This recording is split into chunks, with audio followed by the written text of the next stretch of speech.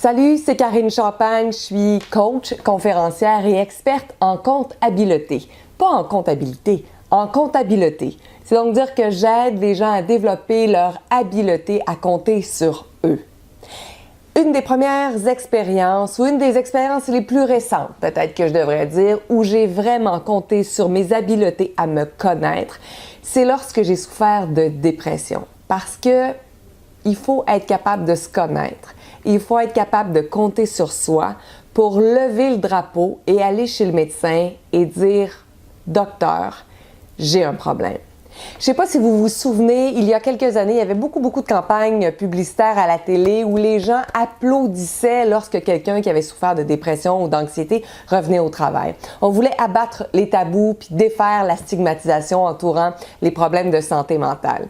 Je pense vraiment que le gouvernement a fait fausse route avec cette campagne de publicité-là. Le plus important aurait été d'abord et avant tout de parler des signes et symptômes de la dépression. Parce que ce sont les premiers signaux d'alarme qui indiquent qu'il y a quelque chose qui ne va pas.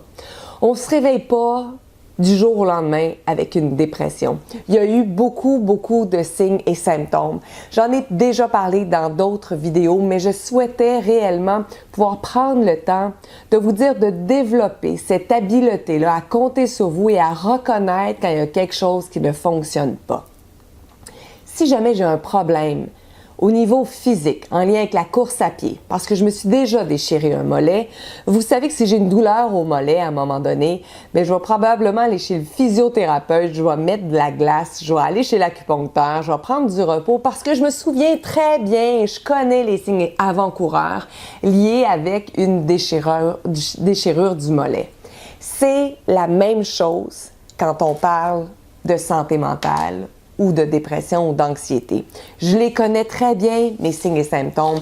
Et le fait d'avoir fait une dépression ne fait pas de moi une personne faible ou à risque d'en faire une autre, une deuxième, une troisième, une quatrième. Et là, le corps médical va peut-être crier au secours à m'entendre. Ce que je souhaite vous transmettre, c'est que plus vous allez vous connaître, plus vous allez établir cette habileté à compter sur vous et à reconnaître ce qui se passe en vous, plus vous allez être capable de maîtriser ce qui est sur le point d'arriver dans votre vie. J'ai pris quelques notes ici et je vais vous les montrer. Si par exemple, j'ai pendant quelques jours, voire une semaine et demie, certains symptômes, comme la fatigue excessive, comme une démotivation assez intense, comme la tristesse, la petite lèvre qui a tendance à shaker, puis la gorge qui veut toujours se nouer. Si je me retrouve aussi avec un peu plus d'impulsivité, c'est donc dire que je vais peut-être avoir tendance à réagir abruptement, fortement, brutalement, à me mettre en colère plus facilement, ça dit quoi? Ça dit repos. Il est temps de prendre une pause pour ne pas rentrer dans le mur. Ce sont des signes et symptômes importants qui ne veulent pas dire que je vais faire une dépression, mais qui veulent certainement dire que je travaille trop et j'ai besoin d'un break. C'est simple, besoin d'un break. Et ultimement, le signe que je ne dois jamais sous-estimer, c'est la gastrite.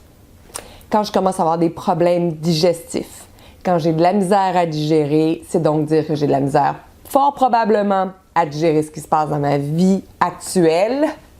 Et ça fait en sorte que j'ai de la misère à digérer ce qui se passe, point, à la ligne, malgré le fait que je puisse manger aussi bien que possible. Alors ça, c'est développer son habileté à compter sur soi.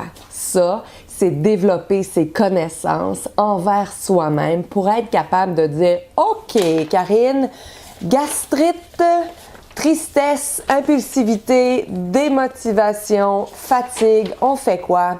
On prend un break. On se repose, puis ensuite, on va être de retour sur le piton, énergisé, vitaminé et capable de savoir que 1, on sait très bien se lire et 2, on prend action pour pas que ça dégénère. Si vous pensez que ça peut peut-être aider quelqu'un qui est sur le point de souffrir de dépression ou qui a un problème en ce moment à se réaligner, partagez cette vidéo. Si vous avez des commentaires et si ça vous tente de me dire quels sont vos signes et symptômes que vous connaissez qui veulent dire « danger, repos », laissez-moi les en commentaire. Je serais vraiment très heureuse de vous lire. Là-dessus, je vous souhaite une journée, une soirée splendide et je vous souhaite surtout du mouvement, de l'énergie et de la lumière.